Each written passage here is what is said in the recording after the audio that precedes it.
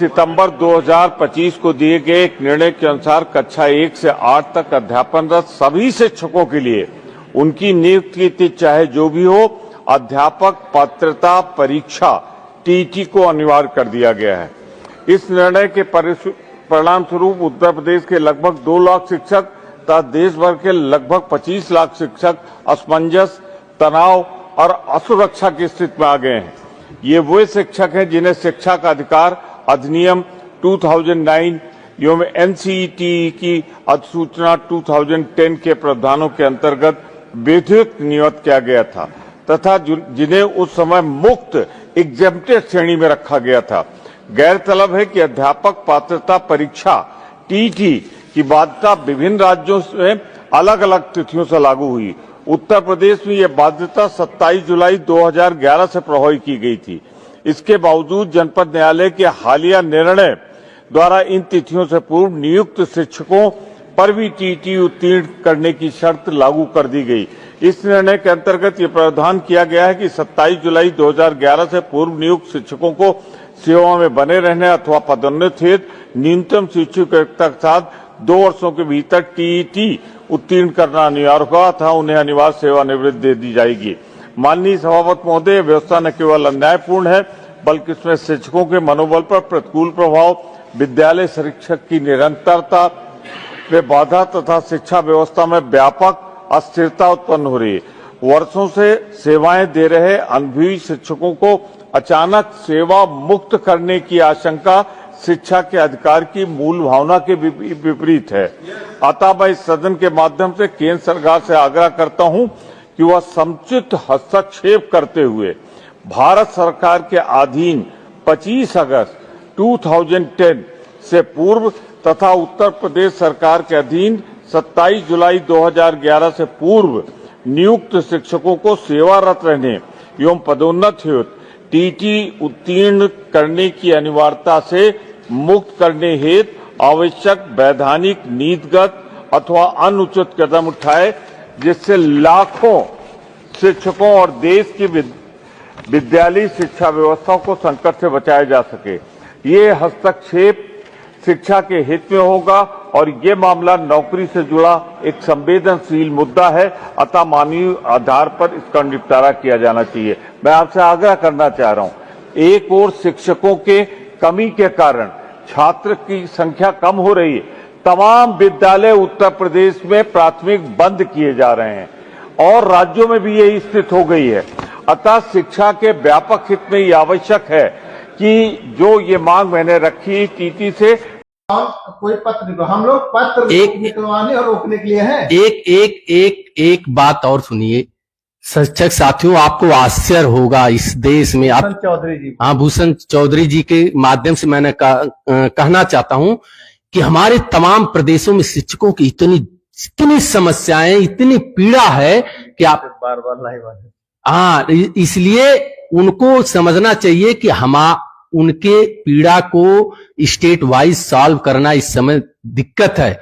यहाँ इस समय एक लड़ाई है, वो है 29 जुलाई 2011 के पूर्व के नियुक्त एवं विज्ञापित पदों के सापेक्ष नियुक्त हुए शिक्षकों के सेवा सुरक्षा को, और उसके सापेक्ष कोर्ट में और क्या हमारा अपडेट है इस समय, और उस रिव्यू को लेकर बघेल जी एक बार जरूर बताएंगे, क्योंकि तमाम ऐसे लोग हैं जो घरों पे बैठे हैं रिव्यू करके। आप भी आइए और अपनी बातों को आप करिए और लाइव आने की आपको अगर वो लग रहा है तो आप अपने तरीके से आइए, अपनी बात रखिए, लेकिन आपको अपनी लड़ाई लड़ने के लिए आगे आना पड़ेगा, ठीक है? और ये लीगल टीम आपको सपोर्ट करेगी, आपके साथ खड़ी रहेगी। अभी देखिए पंजाब के साथी थे, पंजाब के साथी आए और हम लोग साथ मिलकर उनका सपोर्ट करके हम लोग एक बहुत तगड़ी एक और फील्डिंग किया गया है इसी रिव्यू में। तो जो ये हमारे महाराष्ट्र के साथी हैं, आपसे भी निवेदन है कि अगर आप इतनी हिम्मत कर लीजिए, दिल्ली आ जाइए, अपने टीम के अपने लोगों को लेकर आइए, बाकी की चीज हम लोगों को छोड़िए, हम लोग सपोर्ट करेंगे। लेकिन भाई अब वहां से बैठे रहेंगे, क्या है आपके प्रदेश में चल रहा वो तो हम लोग जान नहीं सकते हैं। लगाना बड़ी बात नहीं, ठीक है, कोई देखिए सबकी अपनी समस्याएं भी हैं और उस समस्याओं से हम इत्तेफाक रखते हैं और आपकी जो भी समस्या है उसको हम लोग पूरा संज्ञान लेंगे अभी जो सबसे बड़ी समस्या है उसमें छोटी समस्या दब जाती है। अभी समस्या है अपनी नौकरी की सर्वाइबिलिटी की। और ठीक है, महाराष्ट्र में 13 फरवरी 2013 का एक जो कट ऑफ डेट है जिसमें बहुत सारे शिक्षक 2011 से 13 के बीच में नियुक्त हुए हैं, तो वो एमए का मामला है, मॉडिफिकेशन ऑफ एप्लीकेशन, ये अलग मसला है। तो मॉडिफिकेशन ऑफ एप्लीकेशन ये अलग मैटर है, उस पर हम लोग कट ऑफ डेट के लिए एक रिलेटिवली अलग रिव्यू के लिए भी वो हमारे पास अल्टरनेशन है। आप संपर्क करेंगे तो उस चीजों को हम लोग बताएंगे। तो एमए के जरिए आप वो भी कर सकते हैं जिसमें आपको राहत मिलेगी। रिस्पेक्टिवली वो या यूपीज के लिए भी है, जो जम्मू कश्मीर का मामला है जहां इनेक्टमेंट जो हुआ वो 2019 का हुआ और उसके अगस्त 2019 में यूटी बना और अक्टूबर 2019 में इनेक्टमेंट ऑफ पार्टी एक्ट हुआ। अब मसला ये आता है कि रिव्यू को लेकर जो हमारे जो भी अभी और भी हमारे काउंसिल से बात हुई और भी बहुत सारे चीजें हुई, तो जब आप मामले को जानते हैं, समझते हैं, तब आप जानते हैं कि ये किस तरीके का मामला है और नेचर ऑफ केस के हिसाब से डिसाइड होता है एक्सेप्टेंस ऑफ रिव्यू और नंबर ऑफ अफेक्टेड वन से डिसाइड होता है एक्सेप्टेंस ऑफ रिव्यू और रिस्पोंडेंट और the figure of applicant or deponent clarifies what is the acceptance of review। मतलब कौन कौन से लोग प्रभावित हैं, कितनी उनकी संख्या है, क्या ये पूरे अखिल भारतीय स्तर का मामला है, इतने सारे स्टेट्स आ रहे हैं, तो रिव्यू आपकी एक्सेप्ट होनी है, उसमें दिक्कत नहीं है। अब रिव्यू एक्सेप्ट होने के मैंने आपको बताया था कि एओआर से जो भी होगा वो वहां पे जाएगा और रिव्यू के मामले पे बेंच फिर भी ये देखेगा कि यहाँ पे इतने शिक्षक हैं, इनको समस्या थी, इनको नहीं बताया गया या फिर हमारे किसी भी समस्यात्मक विषय आते हैं, तो फिर उसके रिव्यू के लिए फिर ये ओपन कोर्ट में ये सुनवाई होगी। आपको बता दें कि जो हमारा केस है उसमें 8 से 10 केस पहले ऐसे थे जिसमें डिफेक्ट थे। अब हमारे में भी कुछ था, मैंने आपको बताया था कि सिंघवी जी ने कुछ एनेक्सर को वो करने के लिए जोड़ने के लिए उन्होंने कुछ होल्ड कराया था, तो वो अब रिव्यू अपडेट हो, वो डिफेक्ट अपडेट हो गया है और रिव्यू पिटीशन भी अपडेशन पे आ गया है। अब कोई बहुत दिक्कत नहीं है। अब मसला ये है कि मैंने आपको पहले ही बताया था कि एक बहुत बड़ी चीज जो मैं बताने जा रहा हूं आपको, ये जो समस्या आई है, इस समस्या में जितना एम्फेसाइज किया गया है कि 142 ऐसा कुछ नहीं है। वो एट द टाइम अगर एनसीटी ने इस मामले को क्लैरिफिकेशन नहीं किया तो किसी तरीके से जो बेंच के सामने मुद्दा गया तो बेंच को लगा कि सभी टीचरों के लिए अनिवार्य निःशुल्क शिक्षा अधिनियम के तहत ये जरूरी है, लेकिन ऐसा है नहीं। इसके पहले 2011 पहले को छूट दी गई है, ये उन्हीं के राष्ट्रीय संस्था का ही मामला है। अब यहां पे दो चीजें आती हैं। एक ड्रामा तो ये क्रिएट हुआ कि जो नौकरी अगर नहीं करते हैं तो 5 साल से अधिक जिनकी सेवा उनको करनी है। दूसरा जो सबसे बड़ा ड्रामा आया है, जो वास्तव में हमारे शिक्षक साथियों को पेनफुल किया है, रेस्टलेस किया है, उनको एंजाइटी दिया है, स्ट्रेस दिया है, डिस्टर्ब किया है, डिस्ट्रेस किया है ना, वो क्या है? वो है 2 साल की डेडलाइन, है ना, वो 2 साल की डेडलाइन। रिलेटिवली मैंने आपको बताया कि एक छोटे से मुकदमे में एक आदमी अगर होता है, एक इंडिविजुअल होता है, तो उसको भी अगर सुप्रीम कोर्ट में कोई सुनवाई होती तो उसको भी बहुत सारा समय दिया जाता है, बहुत मुफीद टाइम दिया जाता है, जिसमें उसके साथ न्याय का जो समानता है, विधि के समान जो समानता का अधिकार है, वो उसको उपलब्ध हो सके। ये माननीय सुप्रीम कोर्ट का ही एक वो बनता है, दायित्व बनता है, और वो देगी। तो इन 2 सालों में इतने लाख शिक्षकों का इतना बड़ा मसला 29 राज्य से जो जुड़े हैं, उसके लिए 2 साल एक कोई पर्याप्त समय नहीं है। तो रणनीति क्या है हमारी? रणनीति पे हम बात कर रहे हैं, व्हाट इज आवर स्ट्रेटजी।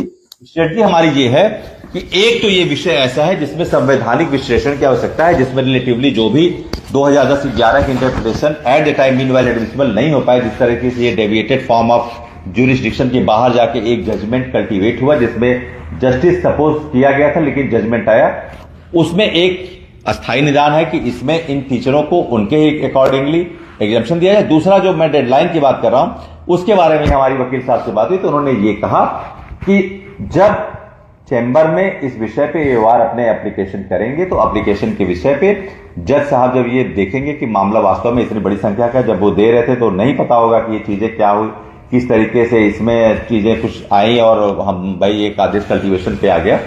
तो इस विषय पे जब ये ओपन कोर्ट में सुनवाई होगी तो हम एक उसके साथ एक एप्लीकेशन भी फाइल करेंगे, उसमें जो रिव्यू की सुनवाई के साथ साथ उसमें यह होगा कि पहले एक तो त्वरित हमको निदान मिलना चाहिए और एक स्थायी निदान मिलना चाहिए। We should go and plead for a instant remedies as well as a permanent remedies. दो चीजों पे हमारा ध्यान है। हमारी लीगल टीम बहुत स्ट्रेटेजिक है और इस विषय पे मैं आपको बताना चाहूंगा, हमारी हम लोग चीजों को यहाँ सोशल मीडिया में शेयर करके लोगों को मसाला नहीं देना चाहते। बस आप लोग जानते रहिए, ये हमारे जो आपके दिमाग में चल रहा है ना, हम लोग एक एक पॉइंट पे नहीं, जैसे जिस तरह से बात होती है, हमारे शिक्षक साथी जो हैं, जो हमको फोन करते हैं, तो 10 में से 7 फोन ऐसे आते हैं, 6 फोन ऐसे आते हैं जिसमें ये होता है कि ये सर जो डेडलाइन है, ये है, वो है। तो मैं आपको बहुत स्पष्ट बताना चाहूंगा, बहुत स्पष्ट, जब मामला कानूनी होता है, आप रिव्यू में चले गए हैं, सारी स्टेट्स आए हैं, इतने सारे ऑर्गेनाइजेशन आए हैं, तो ये 2 साल की डेडलाइन का कोई मायने ही नहीं है। मैंने आपको बताया कि हम पहले किस पे जाएंगे, इंस्टेंट रेमेडीज पे भी जाएंगे, हम काम करेंगे, और इसके साथ हमारा कोलैबोरेटली एक परमानेंट रेमेडीज की भी बात होगी जो हमको मिलेगी। हमारे ग्राउंड के विषय पे जो भी हमको एक कलेक्टिव ओपिनियन मिला हमारे एक्सपर्ट से, हमने उन्होंने कहा कि this is open and shut matter, this is clearly open and shut matter.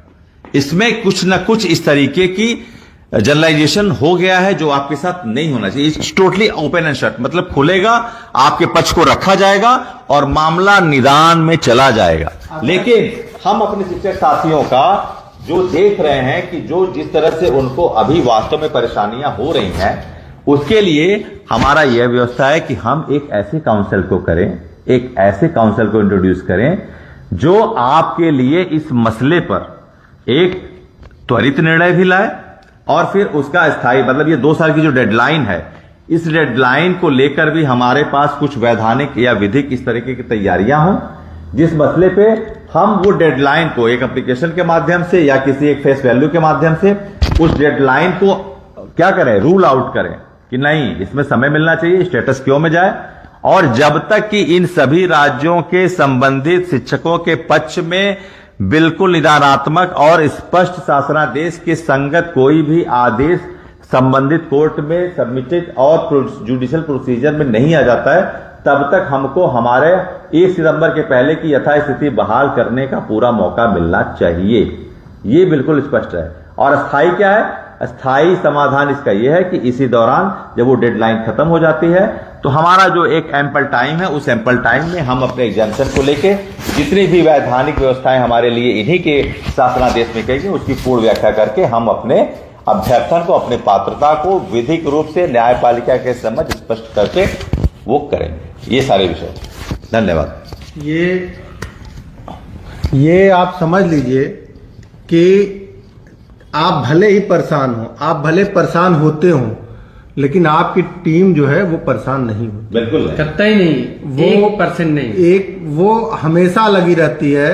और ऐसा नहीं है, अपने सारे कर्तव्यों का सही निर्वहन करने के बाद भी आपकी न्यायिक लड़ाई को मेरी पूरा तन मन धन से लगी। हार्ट जो प्लास्टिक क्या लिखा है, जरा किरण सिंह का मैसेज पढ़िएगा। मैं एक शिक्षक लिखे हैं, साल से मुख्याध्यापक का काम मन से बच्चों के बीच करती हूँ। मेरी हार्ट एंजियोप्लास्टी हुई है, शिक्षक महाराष्ट्र से हूँ। अब सोच लीजिए, एक शिक्षक की पीड़ा सोचिए जो 21 साल से निरंतर पूरे इस समर्पण के साथ, पूरे शिद्दत के साथ सेवा दे रहे हैं और एंजियोप्लास्टी तक का उनका हुआ है और उनको कहा जाता है कि दबाव बनाकर कि अब आप परीक्षा देंगे गन पॉइंट पे कि 2 साल का।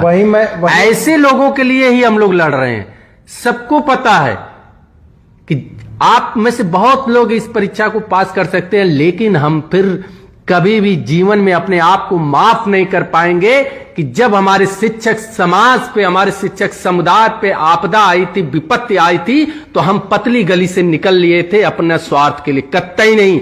एक एक शिक्षक साथी को जब तक हम लोग इस आपदा से बाहर नहीं कर लेंगे, हम लोग बाहर नहीं जाने वाले हैं। हम लोग आप ही के साथ हैं। सब जानते हैं सीटेट का आया था एग्जाम, ये हमारे जनपद वालों से, हमारे घर वालों से भी सब लोग पूछ सकते हैं। हम लोग फॉर्म नहीं भरे थे और जिस दिन परीक्षा था उस दिन हम लोग लाइव थे। क्यों थे? ये आत्मबल तब कहता है कि मैं आकर सीना ठोक कर आपके सामने बात करता हूं कि आपकी लड़ाई लड़ रहा हूं, मैं लीगल टीम वाला हूं, लीगल तरीके से लड़ रहा हूं। जब मेरे मन में चोर रहेगा, मेरे मन में कालापन रहेगा, तो मैं फिर आपकी लड़ाई कैसे हम लोग लड़ पाएंगे? तो आप सभी लोग आश्वस्त रहिएगा, हम लोग जाने वाले नहीं। हमने कहा ना, अंगद की तरह पांव सुप्रीम कोर्ट में लीगल टीम ने जमाया है, और वो आपके दम पे, आपके बल पे, आपके संबल पे ये है कि इस कंधों पे भार तो बहुत पड़ा आया है, लेकिन मुझे पूर्ण विश्वास है कि इन कंधों पे जहां 25 लाख हाथ हैं, तो ये भार भी आसानी से सह लेंगे हम लोग। और जो लोग सोच रहे हैं, जो लोग इस इंतजार में है कि ये कंधे झुक जाएं और देश के लाखों लाख शिक्षक बाहर हो जाएं, तो वो नोट कर लेना, तो ये कंधे झुकने वाले हैं और ना तो देश का एक भी शिक्षक टेट अनिवार्यता काले कानून से बाहर जाने वाला है। आप लोग सबको, अपने लोगों को, पहली बात तो पैनिक मत होइए, और न जो लोग पैनिक हो उनको बताइए कि अंत में लड़ाई हमको जीतनी है, चाहे जैसे जीतनी है, चाहे सरकार के माध्यम से, चाहे जैसे। हम लोगों के पक्ष में सब लोग आएंगे। न्यायिक व्यवस्था के लिए हम लोग आज लगे हुए हैं, इसमें 101% रेमडी मिलेगी। इस तरह का कभी भी कोई ऐसा आदेश नहीं हुआ था कि हम लोग कभी कोई भी हारा हो। ये तो हमारे जीवन का सवाल है, भविष्य का सवाल है, तो आप कतई परेशान न हो। मैं यही बात बार बार कह रहा हूं कि हमारे बहुत सारे शिक्षक साथी ऐसे हैं जिनके अंदर शारीरिक बीमारी या 50 साल के ऊपर उनके कुछ न कुछ ऐसे दायित्व का निर्वहन हो, अपने बच्चे के संबंध में, अपनी पत्नी के संबंध में, अपने माता पिता के संबंध में, ऐसी परेशानियां उनके पास हैं जो उनके अध्ययन में बाधा डाल सकती हैं। यही सब ऐसे कारण हैं जिसकी वजह से 101% कोर्ट को किसी तरह से हमको अपनी बात समझानी होगी, आरटी एक्ट की सही तरीके से व्याख्या करवानी होगी, या रिप्ले नहीं दिया वो सजल देव जी का वो करे नीचे। तो 1 मिनट, सजल देव जी डाले हैं, सजल देव जी डाले हैं, ऊपर गया। ये सजल देव जी हैं जो वो त्रिपुरा केस के हैं, उन्होंने एक दिया कि एनसीटी ने रिप्लाई नहीं दिया। सही बात, जब ये अंजुमन ट्रस्ट का केस चल रहा था, जिसके संदर्भ में 1 सितंबर 2025 को ये आदेश आया, टेट अनिवार्यता काले आदेश जो आया, इसके पूर्व संभवतः मार्च 2025 में माननीय दीपंकर दत्ता जी ने एनसीटी को नोटिस दिया था कि वो आकर ये क्लियर करें कोर्ट में कि आपने जो पैरा 4 और 5 में छूट दिया है, वो किन किन शिक्षकों को किस किस कैटेगरी में, किस किस कैटेगरी की भर्ती के लोगों को आपने छूट दिया है। लेकिन एनसीटी ने नोटिफिकेशन नहीं सबमिट किया था कोर्ट में, उसके बावजूद भी ये निर्णय आ गया है। तो उस अब हम लोग खड़े हैं। आप बताइए, एक कॉमन सी सेंस है कि जो लोग कह रहे हैं कि रिव्यू में नहीं ऐसा होगा ना, वहां नहीं ऐसा होगा, ऐसा, आप बताइए, देश की सरकार, केंद्रीय शिक्षा मंत्री, सारे विद्वान अधिवक्ता, सारे विधिक जानकार, सारे विधिवेत्ता ये कह रहे हैं कि आपको अगर कुछ राहत मिलेगी प्रथम दृष्टया तो वो सर्वोच्च न्यायालय से मिलेगी, क्योंकि मामला रिव्यू में जा चुका है। सरकार भी जब तक मामला रिव्यू में है कुछ कर नहीं सकती है। और एक सामान्य सी बात है कि अभी तक आपने अपनी बात ही नहीं रखी है कोर्ट में। सोचिए, आप कहां से बात कर रहे हैं कि अभी तक तो हमारी आपकी बात ही उस सर्वोच्च न्यायालय में नहीं रखी गई है कि हमको कहां छूट मिल रही है और क्यों मेरे साथ ये आदेश हुआ। और आज जब लीगल टीम आपके नेतृत्व में, आपके सहयोग से, आपके संबल से, आपके बल से गई है, तो देश के बड़े विद्वान वरिष्ठ अधिवक्ता माननीय अभिषेक मनु सिंघवी जी के साथ गई है, कि जिनको पूरा देश जानता है, जो एक देश के विद्वान अधिवक्ता हैं, उनके साथ गई है कि हम अपनी बातों को एक एक बिंदुवार तार्किकता से, तथ्यात्मक तरीके से रखते हुए 1 सितंबर 2025 के काले आदेश के एक एक पेज की धज्जियां उड़ाएंगे हमारे, जिस दिन हमारे काउंसिल उस दिन खड़े होंगे। हमने तैयारी की है, हम वहां लगे हैं। हम आपकी जो वो लोग की तरह नहीं, हम लोग हताश निराश जाकर बैठे हैं, हम लोग तैयारी कर रहे हैं और इसलिए हमारे चेहरों पे मुस्कान होती है, थकान नहीं होती। हम लोग लगे रहते हैं लेकिन थकान नहीं होती, कि ये खुशी रहती है कि हमारे शिक्षक साथी हमारे साथ खड़े हैं। अब ये कारवां है, ये आंदोलन है, और जो कोई भी इस न्यायिक अभियान के आंदोलन के आड़े हाथ आ रहा है तो वो कतई नहीं, वो शिक्षक विरोधी है, वो अपना स्वार्थ देख रहा है, अपना हित देख रहा है। आज लीगल टीम के कार्यों का सिर्फ और सिर्फ कथित स्वार्थी लोग विरोध कर रहे हैं, जिनको लग रहा है कि उनकी राजनीतिक महत्वाकांक्षा प्रभावित हो रही है। हम बार बार कह रहे हैं कि हमारी लीगल टीम की कोई राजनीतिक महत्वाकांक्षा नहीं है, कोई महत्वाकांक्षा, एक लक्ष्य, अपना राजनीति से, एक लक्ष्य, लेकिन इस लड़ाई में राजनीति मत करिए। एक लक्ष्य है, उसको नहीं बर्दाश्त करते। टेट प्रभावित शिक्षक साथियों को उनका न्याय दिलाना, न्यायिक रूप से न्याय दिलाना, उसके लिए हम लोग खड़े हैं। वरना हम जानते हैं पुरानी पेंशन के समय में इन्हीं लंबरदारों ने क्या किया था और आज तक पुरानी पेंशन को लेकर क्या है। आज वो लोग फिर लंबरदारी करने आ गए हैं और फिर से हमें छल करना चाहते हैं। तो अब वो 2004 वाला छल हम लोग नहीं होने देंगे। हम लोग जगे हैं अपने अधिकारों के प्रति, अपने न्यायिक लड़ाई के प्रति हम सजग हैं और हम लोग पहुंचे हुए हैं। हम आपके बहकावे में नहीं आने वाले हैं। आप जो करिए, आप शिक्षकों को यह मत बरगलाइए कि न्यायालय से कुछ नहीं होने वाला है। अरे जिस न्यायालय ने आपको ये आदेश दे दिया, बिना सूचना के आपको सर्विस खत्म करने का आदेश दे दिया, आप कह रहे हैं उस न्यायालय से कुछ होने ही नहीं वाला। क्या हास्यास्पद बात कर रहे हैं, किसको पढ़ा रहे हो भैया? आपको उसी न्यायालय से रेमेडी प्रथम दृष्टया मिलेगी। हां ठीक है, चीजें चुनौतीपूर्ण है, चीजें संघर्षपूर्ण है, लेकिन उस चुनौती को, उस संघर्ष को हम लोग स्वीकार करते हैं। उस 1% को भी 100% में बदलने का मद्दा रखते हैं और इसको करके दिखाएंगे। क्योंकि ये लाखों लाख शिक्षक परिवारों के दुआएं हैं, शुभकामनाएं हैं, उनके परिवार के लोग हैं और हम लोगों की मेहनत है। हम लोग पाके रहेंगे। शिक्षक साथी एकदम आश्वस्त रहिए, मस्त रहिए, लेकिन अपने अधिकारों के प्रति सजग रहिए। आप हाथ से हाथ बढ़ाते हुए लीगल टीम को मजबूत करिए। आपका सहयोग रूपी संबल ही इस समय लड़ाई का सबसे बड़ा आशीर्वाद है। और आप एक कदम चलेंगे तो हम 5 कदम चल के आपको दिखाएंगे। जैसा कि अध्यक्ष जी ने कहा, एक एक पॉइंट पर सब लोग तो 38 लोग रीड करके घर बैठे हैं ना, लेकिन आपकी लीगल टीम आप जानते होंगे बराबर सुप्रीम कोर्ट, हमारी तो सारी छुट्टियां जा रही हैं, सारे सीएल खत्म हो रहे हैं, सारे मेडिकल, अब लाइन आ गई है मेडिकल खत्म होने की, लेकिन कोई परवाह नहीं है, सब छुट्टी खत्म हो जाए, सारे मेडिकल खत्म हो जाए, लेकिन इस लड़ाई को जीत कर दिखाएंगे। वही हमारे लिए सबसे बड़ी उपलब्धि है। तो हम चाहेंगे कि अध्यक्ष जी, आप न रुकना है, न झुकना है, चलते रहना है और अपनी मंजिल को प्राप्त करके एक जवाब देना है, इतिहास में नाम दर्ज कराना है। यही हमारी लीगल टीम का लीगल उद्देश्य है और इसको हम लोग पूरा करेंगे। बस आपसे सहयोग की अपेक्षा है कि आप जुड़ करके अपने भाइयों को, अपनी टीम को मजबूत करें। अगर कोई इस तरह का अनर्गल आरोप लगा रहा है, अगर कोई अनर्गल अवरोध कर रहा है, बाप को कोई बहका रहा है, तो आप उनको जवाब देना भी सीखिए।